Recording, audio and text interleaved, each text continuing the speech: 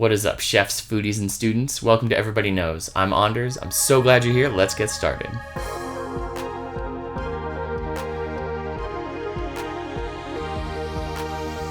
Today we are talking about the ingredient bay leaf, otherwise the species Laurus nobilis.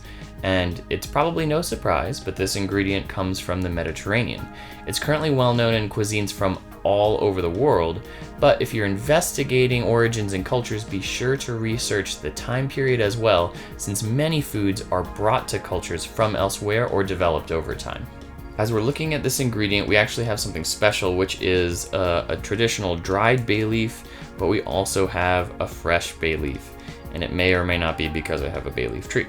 However, looking at the two, we can see that the dried leaf, which is the one that you are likely to find in the store, is going to be a little bit faded but still green. We should see whole leaves. I would not buy powdered bay leaf. Even if you need powdered bay leaf, I would powder it yourself. That just guarantees what you're getting. But we should see whole leaves. They should have like a little bit of flexibility. If they're brown and totally fracturable, then we're probably just looking at an old product and you should update your product. So yeah, a little bit of bendiness, some light green, good veins, no blotches or weird textures or colors. And then on the fresh one, obviously it's going to be alive, so it's a lot more flexible, a lot deeper green. In terms of the aroma, smelling a dried one first, definitely get that main aroma of bay leaf, which is sort of a perfumey, herbaceous, and I'm crackling this dry one a little bit just to get more of that aroma out. But yeah, just sort of a general herbaceous, characteristic bay smell, kind of like buttery, kind of hearty, a little bit of perfume. And on the fresh bay leaf, it's a lot stronger. There's almost like a eucalyptusiness about it. Yeah, it's definitely stronger, a lot more upfront, kind of like almost pininess to eucalyptusiness, and it's delicious. It smells great.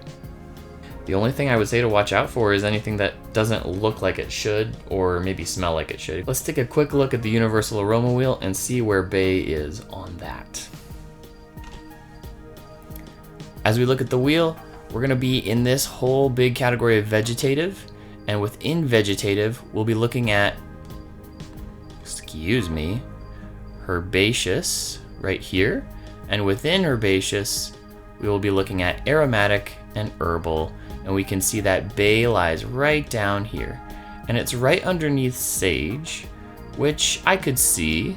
And then epazote, which is getting into this really interesting sort of like, not pungent, but sort of the cloudier herbs that are maybe more unique. And so this is probably a place where the continuum sort of breaks down a little bit, that it's not a perfect two-dimensional or one-dimensional arrangement of odors, but I think it's definitely aromatic and herbal within herbaceous, within vegetative. I think all of that checks out just fine. I think if I had to rearrange it, I might put it somewhere that has a little bit more of the eucalyptusy notes, or maybe that's where the eucalyptusy section should go. But other than that, I think that checks out all right. In terms of using these, they're usually used sort of as an additive. You get the aroma that comes out of this highly concentrated leaf. It disperses into your dish, and then you remove this. This isn't normally eaten.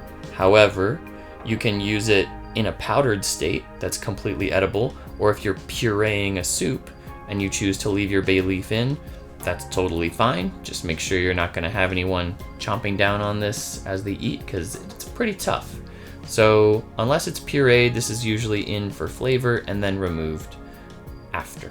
Let's take a quick look in the flavor Bible. All right, for bay leaf, we see that it pairs well with a variety of beans, bouquet garnier, Mediterranean cuisines, potatoes, rice, sauces, soups, stews, stocks, vegetables. So it pairs well with a lot of different things.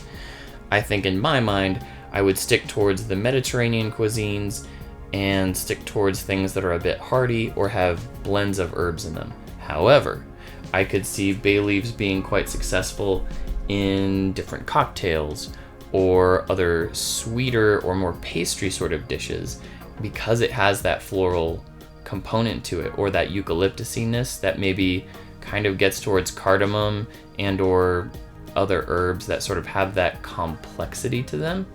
I think bay leaf could do well. And that about wraps it up. So here's what I want you to do. I want you to think about this ingredient as you cook or eat, as well as the words that we used to describe it.